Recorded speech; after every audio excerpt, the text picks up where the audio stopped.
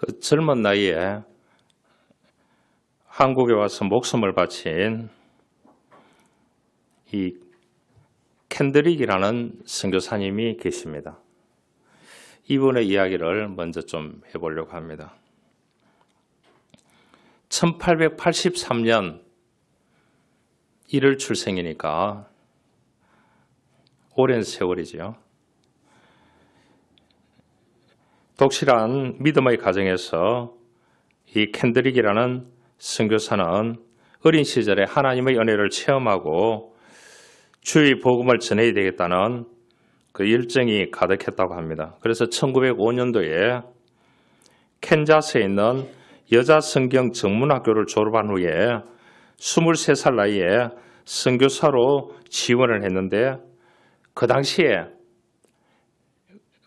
23살이 선교사로 가기에는 너무 어렵다. 그런 판단을 했대요. 그래서 이제 교사로 1년, 대학에서 1년 과정을 준비하면서 2년 동안 해외 선교를 준비하게 됩니다. 그 기간에 텍사스주의 청년 선교 단체인 옙워스라고 하는 그 청년연합회 대표를 하게 되었습니다.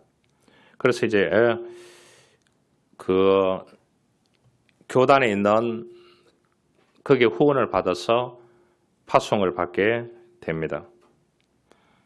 그래서 1907년도 8월 29일 24세 처녀의 몸으로 조선 땅을 밟게 됩니다. 여러분 1907년도에 어디에 계셨습니까? 이분은 한국에 도착한 뒤에 개성에서 한국말을 배웠습니다. 그래서 아동교육을 담당하면서 선교 사역을 이렇게 시작하게 되었대요. 에버서 청년연합회가 텍사스에서 이 컨퍼런스를 열고 있었다고 합니다. 이 켄드릭 선교사가 한국에서 보낸 편지가 그 컨퍼런스 회의를 열고 있는 그곳에 도착하게 되었대요. 조선에 대한 사랑이 가득 담긴 선교 보고였다고 합니다. 그래서 거기에 컨퍼런스에 참여했던 사람들이 다 이 젊은이들이 감동을 받고 이 조선 땅이라는 데가 이런 데가 있구나. 이렇게 이제 감동을 받고 우리도 이 켄드릭 선교사처럼 조선 땅에 가자. 이렇게 작정하고 기도하고 있는데 다음 날 컨퍼런스 날을 다시 편지 한 통이 도착했다고 합니다. 켄드릭 선교사가 세상을 떠났다는 겁니다.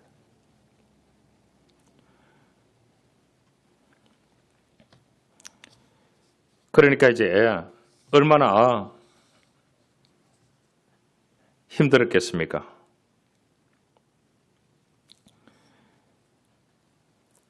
그러니까 거기에서 이제 이 젊은 청년들이 컨퍼런스 현장에서 그 소식을 다음날 전해 듣고 우리가 켄드릭 선교사의 대를 이어서 한국 땅에 가자. 이렇게 해서 한국 땅에 젊은이들이 몇 명이 왔느냐? 50명이 왔답니다. 대단하지 않습니까? 여러분 난 놀라시잖아요. 그런데 그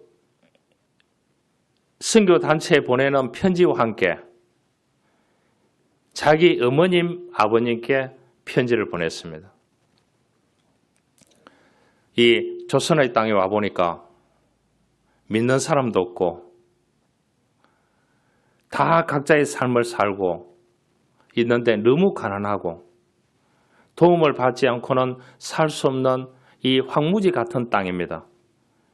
어머님, 아버님, 제가 오기 전에 뒷뜰에 심었던 꽃이 피어 오르는 것을 보고 왔습니다. 내년도 되면 다시 그 꽃이 다시 피겠지요.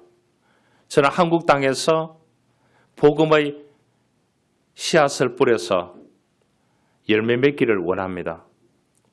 제가 보내는 이 편지가 어머님, 아버지 마지막이 될 수도 있습니다.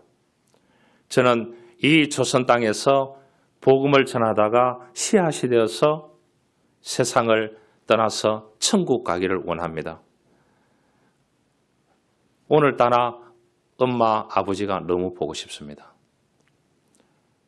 이 편지가 마지막일 것 같습니다. 그 편지는 부모님에게 도착했다는 거예요. 그 다음 편지는 떠났다는 겁니다. 저는 이 땅에 저희 심장을 묻겠습니다. 바로 이것은 조선을 향한 저희 열정이 아니라 조선을 향한 하나님의 사랑을 깨달았습니다. 그렇기 때문에 조선을 위해서 생명 바쳐서 복음을 전하겠습니다. 저에게 1000개의 목숨이 있어도 모두 조선을 위해 바칠 것입니다. 그렇게 했다고 합니다. 그래서 지금도 그 무덤 비석에 그렇게 적혀 있다고 합니다. 저에게 1000개의 목숨이 있어도 모두 조선을 위해서 바칠 것입니다. 여러분, 한국에 와서 9개월밖에 살지 못했지만 그러나 이분이 남겼는 것은 대단합니다. 청년들이 거기에서 10명, 그 다음에 20명, 그 다음에 30명, 50명 이렇게 쭉 왔으니까 100명이 넘게 이 한 선교사를 통해서 그 청년들이 헌신해서 한국 땅에 와서 복음을 전했다는 겁니다. 1900년대 초입니다. 알겠죠? 예수님이 이 땅에 오셨던 2000년 전 세상은 지금처럼 어둡고 혼란했습니다. 주님은 빛으로 오셔서 어둠을 몰아내셨습니다. 오늘날도 주님의 빛이 우리의 마음과 가정과 이 민족의 어둠을 몰아내기를 소망합니다. 아멘. 할렐루야. 성탄을 맞이해서 이 땅에 오신 주님의 목적을 분명히 알고 우리가 감사와 기쁨으로 주님을 맞이하기를 원합니다. 해외에서 오늘 또 가족들끼리 출타해서 또 먼 곳에서 예배드리는 여러분들도 함께 하기를 원합니다. 성탄은 임마누엘이 되시려고 주님이 오신 것입니다. 임마누엘은 하나님이 우리와 함께 하신다는 것입니다. 여러분, 요셉은 애굽에서 종살이 할 때도 감옥에서도 하나님이 함께 하셨고 결국 애굽의 총리가 되었습니다. 모세는 40년 동안 광야에서 하나님과 동행하면서 경험했습니다. 다윗 역시 내가 사망의 음침한 골짜기를 다닐지라도 해를 두려워하지 않을 것은 주께서 나와 함께 하심이라고 했습니다. 여러분, 성탄은 우리가 다시 오실 주님을 준비하는 겁니다. 여러분, 다시 오실 주님을 믿습니까? 그런 믿음으로 살아야 되는 것입니다. 우리가 성탄절에는 마리아와 요셉의 순종을 기억해야 됩니다. 동정녀 탄생을 믿고 부활을 믿고 하나님의 말씀의 능력을 믿을 때에 환경과 이성을 초월해서 순종할 수 있는 것입니다. 하나님은 요셉의 꿈에 현몽하여 마리아가 성령으로 잉태할 것을 알려주었습니다. 그랬을 때 마리아가 그 말에 순종했습니다.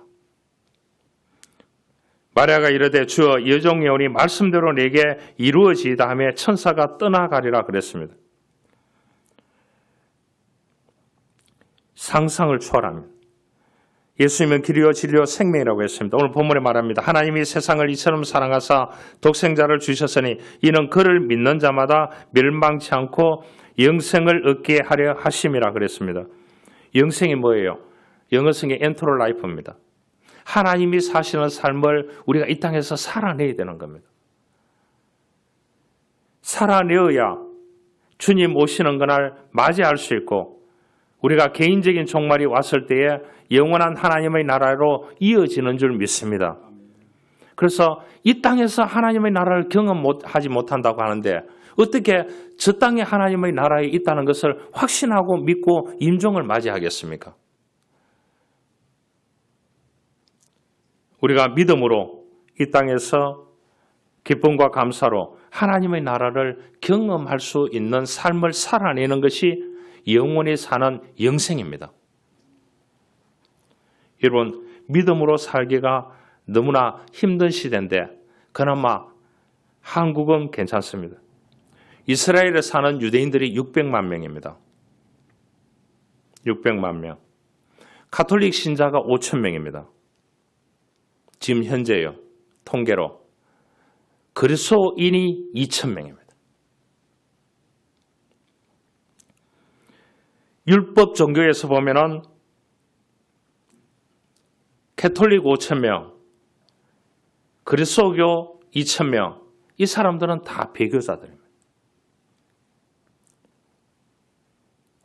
유대인인데도 신이 주신 율법을 지키지 않는다는 601세가지에. 그래서 이 가톨릭 5천 명, 그리스도인 2천 명, 이 7천 명들은 뭐냐? 똘똘 뭉쳐서 그들이 예수 그리스도가 메시아라는 사실을 믿고 있습니다. 그러면 군복무하다가 발각이 되면 퇴출됩니다. 이 사람들이 공문을 하다가 이것이 발각되면 어떻게 된다고요? 퇴출됩니다. 여러분 600만 명 가운데 5천 명, 2천 명. 그래서 유대인들은 그리스도인들을 크리스찬이라고 하지 않습니다. 왜냐? 그리스도는 메시아라는 뜻이기 때문에. 그래서 이 사람들은 메시아닉 주라고 그렇게 얘기합니다. 스스로 그리스도인이라고. 히브리어로 그 사람들 영어를 쓰고 히브리어를 쓰거든요. 히브리어로 그리스도인이라는 말은 노스르라는 말입니다. 노스르. 굉장히 욕입니다. 나사렛 시골 패거리들이라는 이런 용어를 가지고 있습니다. 지금 이스라엘 땅에서도 이 그리스도인들 2,000명이 예수 그리스도를 메시아로 그들은 성탄절을 지키고 예수님이 십자가 골고다 언덕에 가시는 그 길을 재현하는 장면을 그 현장에 나가서 그 전국에서 그리스도인들이 다 모여가지고 그 십자가를 매는 재현을 하고 있습니다. 불이익을 당하면서요. 여러분, 달나라를 지나서 화성을 지나서 이 지구입니다. 오늘날에도 세계 인구 18억이 그리스도인입니다. 예배를 드리고 있습니다. 대단하지 않습니까?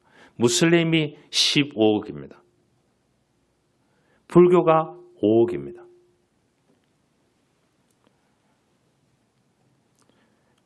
오늘날 이렇게 발전된 시대도 18억이라는 그리스도인이 있습니다.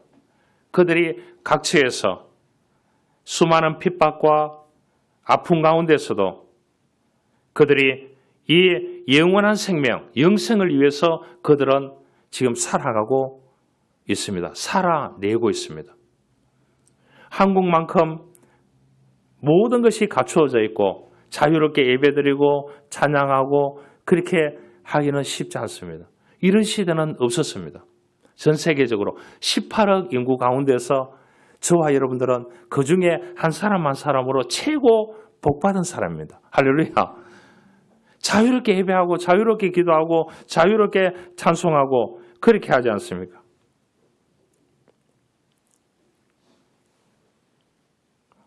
제가 목욕탕에 가면 한 분이 물장구 치면서요. 그 뜨거운 물에서 물장구 치면서요.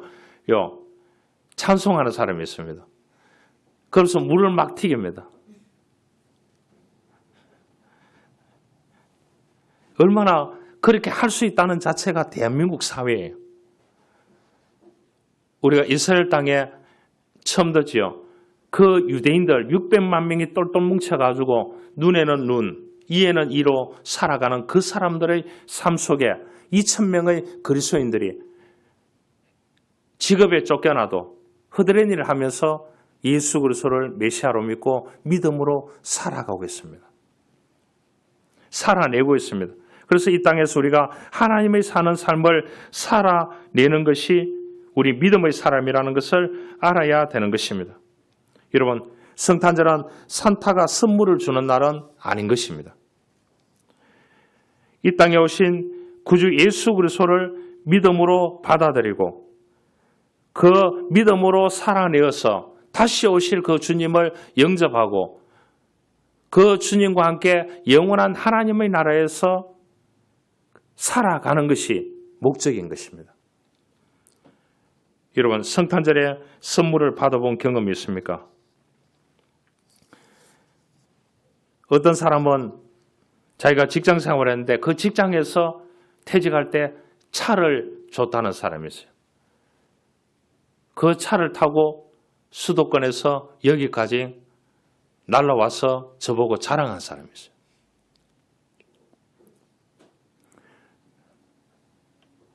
어떤 사람은 자기가 열심히 일을 했는데 열심히 상담을 했는데 집 한 채를 누가 줬대요. 그 집 자녀를 상담을 잘했다고. 몇 년 동안 했겠지요. 그를 스승인 저에게 자랑으로 소식을 전해왔습니다. 여러분들은 어떠한 선물을 받아보셨습니까?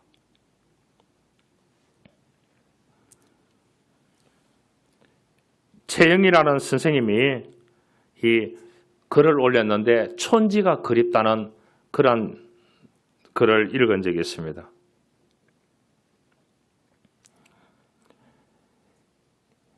이 교사로 초보 시절에 한 아주머니가 아침 일찍 복도에서 기다리고 있다는 겁니다. 생선 냄새가 엄청나게 나는 생선 가게를 하는 분인가 봐요. 그러면서 선생님에게 촌지를 한 장을 주더랍니다. 맛있는 거 사드시라고. 우리 집 아이가 이름이 신호입니다. 신호가 선생님을 많이 불편하게 하지요. 그런데 그것을 선생님이 안 받는다고 거절하니까 나를 무시하는 거냐고. 그래서 이제 그것을 받아가지고 신호에게 그 얘기를 했답니다. 엄마가 저런 장사를 하면서 힘들게 하는데 너가 정신 차려서 열심히 공부한다고 하면 내가 이것을 받겠다고. 열심히 공부하지 않는다면 이것을 엄마에게 돌려주라고. 그렇게 하니까 그 아이가 정신 차리더라는 겁니다. 옛날에는 학급이 많았지 않습니까? 인원이 엄청나게 많았잖아요. 70명, 60명. 그래서 이 선생님이 하나의 열심히 이제 또 하는데 또 어머님이 뭔가 들고 오셨다는 겁니다. 그래서 이제 주면서 우리 아이 잘 부탁한다고. 그런데 그 아이는 뭐냐? 식지를 않는 아이래요. 한번 상상해 보시길 바랍니다. 한 가정에 남편이 있는데 직장에 갔다 오면은 딱 오자마자 TV를 튼대요. 작업복을 입고 소파에 누워가지고 비싼 소파에 누워가지고 그러다가 밥 먹고 나면은 어떻게 하느냐? 그 작업복 위에다가 잠옷을 입고 침대에 그냥 잔대요. 자, 여러분 그런 남편이 있다고 하면은 사시겠습니까?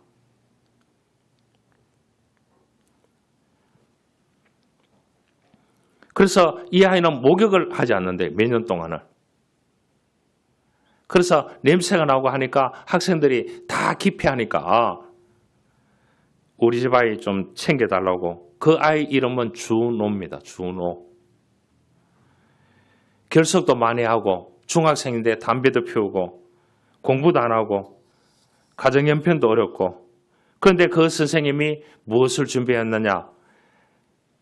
장사를 해서 돈을 벌었고 그 당시에 아버지는 중동에 나가서 일을 하고 그래 중동에 가서 일을 하고 오면서 뭐를 사왔느냐? 사왔는 그 가운데 선생님께 그 파카 만연필과 옛날에 양산을 드렸대요. 파카 만연필 들어보셨습니까? 이걸 어떻게 할까? 선생님이 그렇게 했대요. 그래서 그 어머님을 보니까 준호를 보니까 너무나 딱해서 그렇게 제안을 했대요. 파카 만연필은 내가 받겠다고. 어머님도 귀한 선물을 받아본 적이 없지 않느냐고. 그러니까 양산은 어머님이 하시라고. 그래서 이 파카 만연필을 들고 준호를 불렀대요. 선생님이 이것을 가지고 학생이 한 70명 정도 되니까 옛날이니까요. 다 한 명 한 명에게 편지를 쓰고 싶다. 그런데 너에게도 편지를 쓰고 싶은데 어머님이 이 파카 만연필과 양산을 가지고 왔는데 양산은 어머님께 선물을 드리고 내가 이 파카 만연필을 가지고 70명 아이들에게 편지를 쓰려고 하는데 너가 좀 정신을 차리면 좋겠다. 그러면은 이 파카 만연필을 내가 받고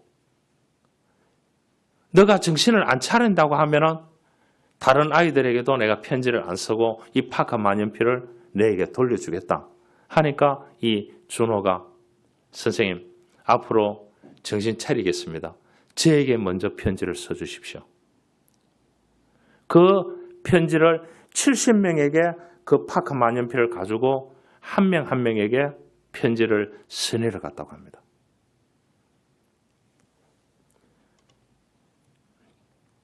원래 촌지가 뜻이 뭔 줄 아십니까? 마음에 담긴 작은 선물입니다. 여러분, 자꾸 촌지하니까 나쁜 쪽으로 봤잖아요. 촌지의 뜻이 그렇다고 합니다. 마음에 담긴 작은 선물이라고. 그래서 이 선생님이 그 반 아이들에게 70명에게 다 편지를 다 보냈대요.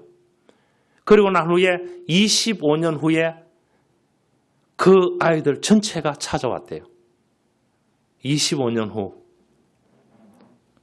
여러분, 중학생 정도 되면은 한 15살 봅시다.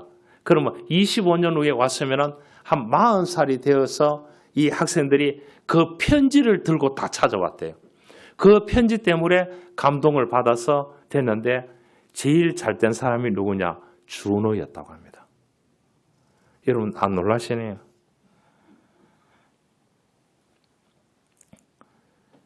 여러분 우리가 선물을 받으면 희망과 기쁨이 생길 수 있습니다.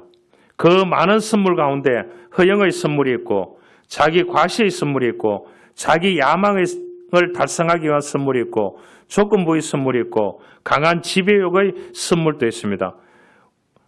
온전한 선물이라는 그것을 주는 사람이나 받는 사람 모두가 참으로 자유로움을 느낄 수 있는 선물이어야 합니다.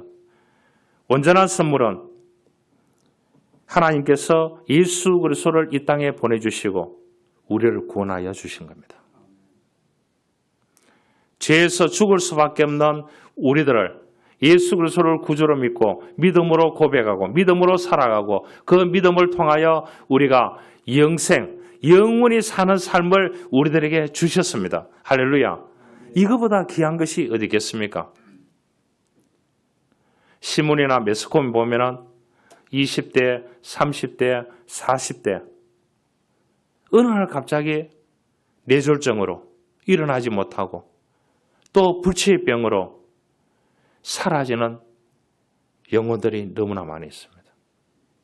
여러분, 우리가 이 땅에서 살아가는 육신의 삶이 100살 정도, 앞으로 120살, 그런데 이 땅에서 1000년 살 것 같이 그렇게 준비하고 살아가는 사람들도 있습니다. 그러나 우리 예수 그리스도를 구주로 믿고 믿음으로 살아가는 사람에게는 영원한 생명이 주어져 있습니다. 할렐루야. 여러분, 다른 거에 힘든 점, 어려운 점 풀 수 있으면 풀어도 됩니다. 그러나 우리에게 주어지는 영원한 생명에 대해서 감사와 기쁨을 주신 날이 오늘 이 예수 그리스도께서 이 땅에 오신 날인 것입니다.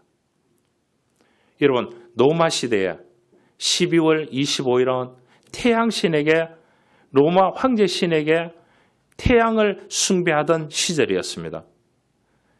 그래서 로마가 313년도에 국교가 됩니다. 왜 국교가 되었느냐? 로마 인구가 굉장히 적었습니다. 그런데 5배가 뭐냐 하면 헬퍼들입니다. 그 중동 지역에서 모여들었던 사람들이 다 어떻게 되느냐? 로마 소국들이니까요. 거기에 가서 각 가정에 가서 일하는 사람 일하고 그 자녀들 부모로 키우는 사람 부모. 그래서 유럽의 부모가 발달했습니다. 유럽의 인재가 유명한 학자들이나 유명한 정치 지도자들이나 다 이 사람들은 뭐냐? 친엄마가 키운 사람이 아니에요. 한국 말하면 옛날 말하면 헬퍼 식모였어요. 로마가 313년도에 기독교를 국교로 했는 이유가 뭐냐? 노예로 왔는 사람들이 중동 지역에서 왔던 사람들이 그 아이들을 다 키웠습니다.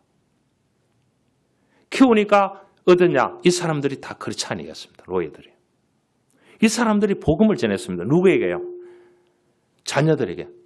그렇게 한 자녀들이 뭐라고 합니까? 저 선생님이 가르쳐 주니까, 저 노예가 가르쳐 주니까 낮에는 일을 하고 밤에는 자녀들을 가르쳐 줬습니다. 왜냐? 어떻게 보면은 자기 나라에 와서 자기 부모, 형제를 다 죽인 사람들이었습니다. 그래서 이 313년도에 국교화되면서 기독교가 그때부터 뭐냐? 이방신을, 태양신을 섬기던 그날을 예수 그리스도 왔는 날을 재구성해서 대체했는 겁니다. 날짜를요. 그래서 태양보다 더 위대한 하나님이 우주를 창조하셨는 그날을 태양신을 섬기는 그날을 예수 그리스도의 탄생날로 정했는 겁니다. 그래서 12월 25일 날을 최고의 신이 이 땅에 오신 날이라고 설정을 하게 되는 겁니다. 그래서 우리가 예수 그리스도를 믿는 믿음으로 살아가게 되는 것입니다. 그래서 유럽에서는 어떻게 되느냐? 자신들을 다 부모가 가르칩니다. 부모들은 열심히 일하고 그 집에 와서 일하는 사람이 다 가르쳐서 유럽에는 위대한 학자들이 다 누가 가르쳤냐? 친엄마가 가르치지 않았습니다. 여러분 자식을 친엄마니까 여러분 자식을 다 가르쳤습니까? 엄마가 가르치면 한국 사회에서는 뭐라고요? 귀신보다 더 무서운 엄마라고 그렇게 얘기하지 않았습니까? 여러분, 이 내신이라는 분이 그런 인간에게 가장 필요한 것이라는 것을 뭐냐 이렇게 얘기했습니다. 인간에게 가장 필요한 지식이 있었다면 하나님은 우리에게 교육과를 보냈을 것이다. 인간에게 가장 필요한 것이 건강이었다면 하나님은 우리에게 의사를 보냈을 것이다. 인간에게 가장 필요한 것이 돈이었다면 하나님이 우리에게 사학과를 보냈을 것이다. 인간에게 가장 필요한 것이 즐거움이었다면 하나님은 우리에게 연예인을 보내셨을 것이다. 그러나 인간에게 가장 필요한 것은 죄사함이었다. 그래서 하나님은 우리에게 구세주를 보내주신 것이다. 그래서 구원받은 백성으로 엔터럴 라이프, 영생, 영원히 사는 삶을 우리들에게 주셨습니다. 할렐루야. 힘든 일 왜 없습니까? 얘기했죠. 이 군에서 사고를 쳐가지고 20년형을 받았는 외동 아들이 있습니다. 그래서 이 어머님이 재산을 다 정리하고 군 교도소 옆에 가서 살게 됩니다. 그래서 이 아들이 겨울에는 냉방에 사니까 자기도 얻었는 집에서 보일러를 넣지 않고 냉방에 삽니다.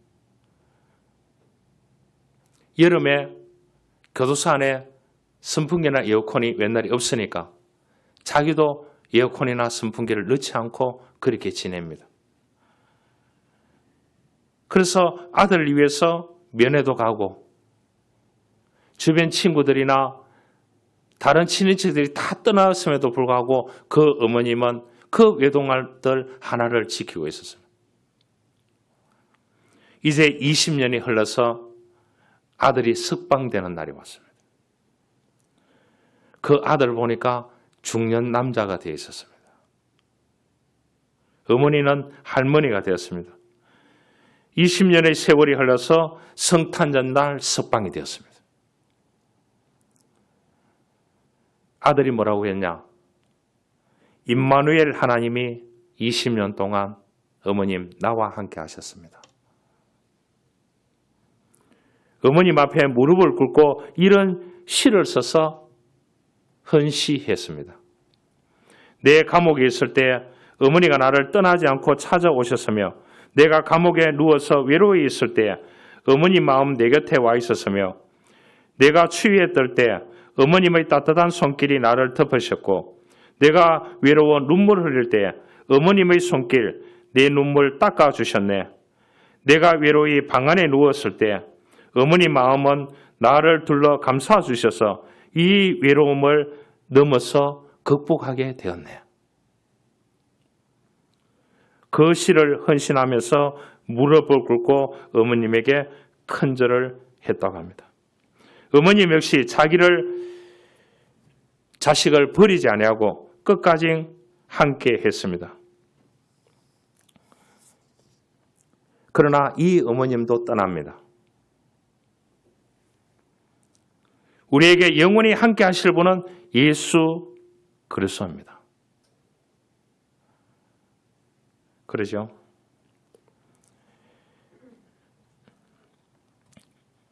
우리가 인생을 살아가면서 너무 오래 살았네. 이렇게 말할 때도 있습니다. 인생은 굉장히 긴 것 같지만은 짧습니다. 하나님이 함께 하심의 은혜가 함께 하기를 원합니다. 엔트로 라이프. 우리가 예수 그리스도를 이 땅에 보내주시고 그 예수 그리스도를 통해서 영생을 얻게 하려 하심이라. 우리가 이 땅에 사는 동안 영생은 하나님이 사는 삶을 살아내야 됩니다.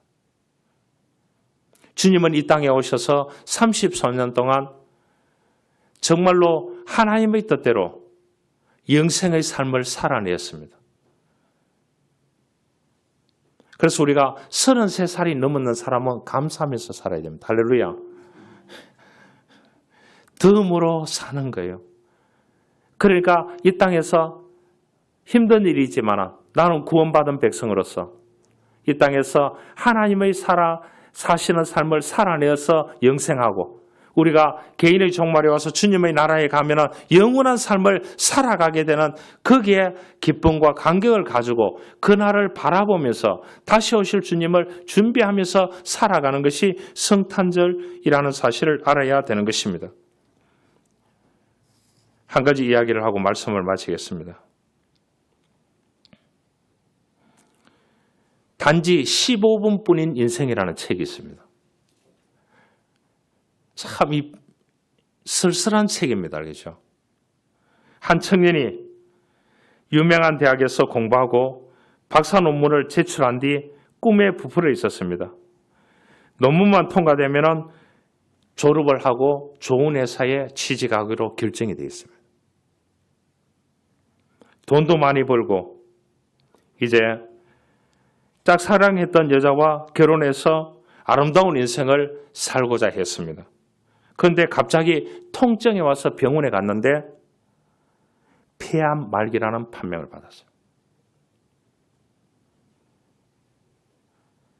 5분이 지났어요. 10분밖에 더 살 수 없다는 진단을 받았어요.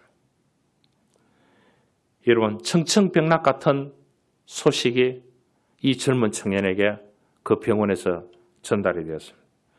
정신을 차리고 보니까 5분이 지났어요. 한 통의 전보가 왔는데 재벌 삼촌이 돌아가셨다는 거예요. 그 재산을 다 상속받으라는 소식이 왔습니다. 이제 보니까 또 몇 분 남지 않았습니다. 또 도착한 정보에는 논문이 최우수작으로 선정되었다는 겁니다. 박사학위와 함께 상금도 받아가라고 연락이 왔습니다. 이제 3분 남았습니다. 마지막 한 통의 편지가 왔는데 짝사랑했던 아가씨가 결혼을 해주겠다고 했습니다. 그런데 이 청년은 너무 기뻤지만 15분이 다 지나고 그 세 통의 전부를 손에 쥔 채 죽는다는 내용의 이야기입니다. 우리도 이 땅에 살아가는 삶 속에서 가장 중요한 것이 무엇인지 알고 살아가야 됩니다. 하나님은 우리에게 가장 고귀한 선물, 예수 그리스도를 이 땅에 보내주셨습니다. 그분을 통해서 구원받고 믿음으로 모든 것을 살아갈 수 있는 지혜를 주고 용기를 주고 능력을 주고 하나님이 예수 그리스도를 보내서 예수 그리스도께서 이 땅에 살아가는 삶을 우리가 배웠습니다. 하나님 말씀을 통해서. 그러면 그것을 우리가 이 땅에서 현장에서 많은 사람들과 협업하면서 공동체를 이루어가면서 가정공동체, 교회 공동체, 여러분들이 속해 있는 그 공동체에서 예수께서 사셨던 삶, 그 삶을 살아냄을 통해서 그곳이 하나님의 나라가 되고 내 인생 다해서 임종하는 그날도 영원한 하나님의 나라에 가는 것도 그래서 영생이라 그렇게 얘기하는 겁니다. 영원히 사는 삶을 살아내어야 하는 것입니다. 얘기했습니다. 유대인들이 600만 명인데 가톨릭이 5천 명이고 현재 그리스도인이 2천 명입니다. 그리스도인이라는 용어를 안 씁니다. 아까 제가 얘기했죠. 아주 나사렛 시골 패거리라는 그러한 소리를 지르면서 그 2천 명은 지금도 유대 땅에서 믿음을 지켜가고 있습니다. 성탄절을 지켜가고 있습니다. 사랑하는 여러분, 우리는 가장 고귀한 것을 선물로 받았습니다. 인간이 주는 선물도 기쁘고 감격스럽습니다. 그런데 하나님께서 이 땅에 예수 그리스도를 보내주시고 그 예수 그리스도를 통해서 우리가 이 땅에 주어졌는 상 가운데서 하나님의 나라를 일구어가고 그 하나님의 나라를 일금을 통해서 기쁨이 있고 감사가 있고 만족이 있고 감동이 있는 그래서 서로 협업해서 그 공동체를 일구어가고 하나님의 뜻을 이 땅에서 펼쳐가는 저와 여러분들이 될 수 있기를 주님으로 축원합니다. 살아계심에 역사하시는 하나님 아버지 감사합니다. 이 땅에 예수 그리스도를 보내주시고 오늘 성탄절 예배로 드릴 수 있는 놀라운 은혜 주심을 감사합니다. 하나님이 이 세상을 이처럼 사랑해서 예수 그리스도를 보내주시고 우리에게 영생함을 얻게 하심을 감사합니다.